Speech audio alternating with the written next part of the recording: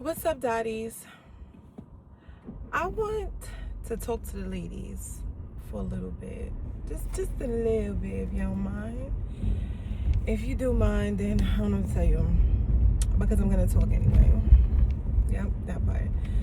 So it is my anniversary. And I'm excited. I put a little storytelling up about, how I was giving my flowers. And I just feel like it was so cute. And then, he asked me, he was like, "You happy?" And I'm like, "You don't see this big ass smile on my face?" Like, I felt like in that moment, I felt like a little girl. Like, it's crazy. No, I didn't grow up with no dad. It was me, my mom, my grandmother, my sister. It was just us. As I was younger, I had my godfather, which was my grandmother's husband. So godfather, I called him my grandfather, and I called him my dad. My mother hated that. But that was the closest thing that I had to have a dad, to be honest. So I used to be like, that was my dad. She used to go crazy. Like, we should stop saying that. People start thinking that I'm effing my mother's husband. And I'm like, I don't know what to tell you. Y'all gonna have to explain that, but where my dad at? The fuck? Like, but I'm saying that to say this. Not growing up with a dad and, growing up in the projects, in the hood, for a female, I only can speak from a female's point of view. It's tough. I always felt like I had to be hard. I always felt like I had to be tough, rough. Like, every time I turned around, I was fighting. Sometimes it was my fault. Sometimes I didn't even know why I was fighting. I was just fighting. I come out the building and, oh, you said X, Y, and Z. Now I got to throw up my fist. And I'm like, this is crazy. And then even with, like friends that you thought was your friends, some family members, it's like I always had to fight.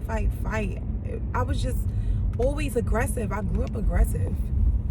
So meeting somebody that you settle down with and you feel like, oh, you're gonna marry, maybe have kids with, whatever the case is, you can sometimes bring that shit to them. Like I did. I'm not gonna lie. I brought a lot of aggression. I wasn't feminine.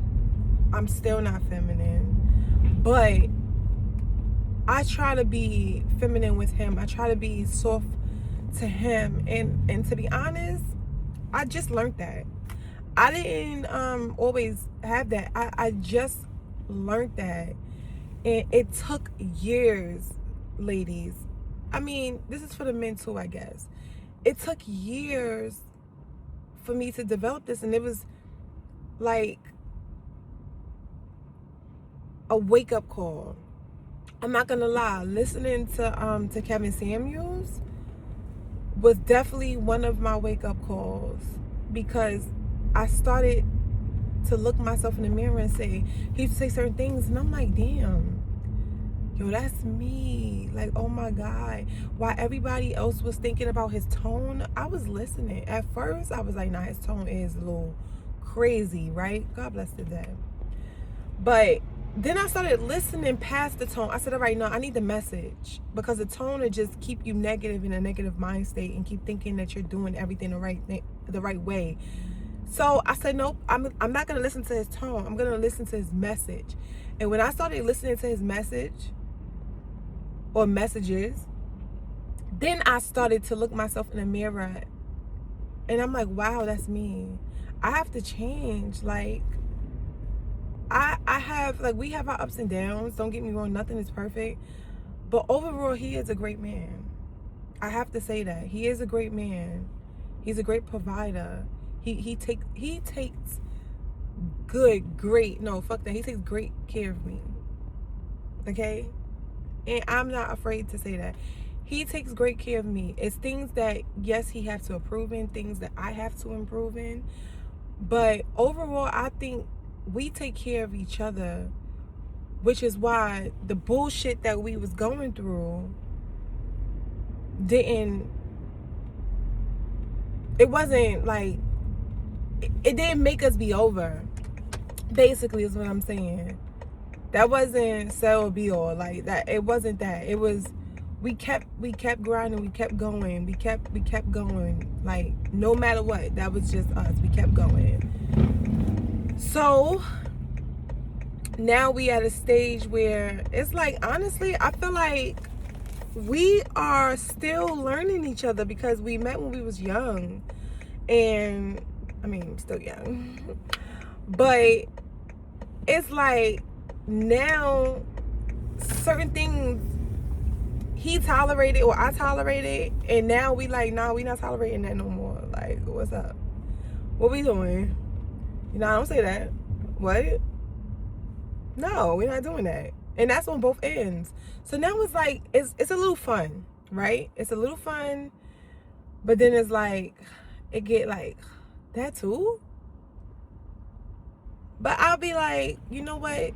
It's like we're getting to know each other all over again. It's like we're getting a do-over in a little way. Some things we are still the same. Like, he's still my best friend. I'm still his best friend. Like, that would never change, and I think that's one of the main reasons, the main components in our relationship that kept us together was our friendship, because we was friends before lovers. We was not in a relationship first.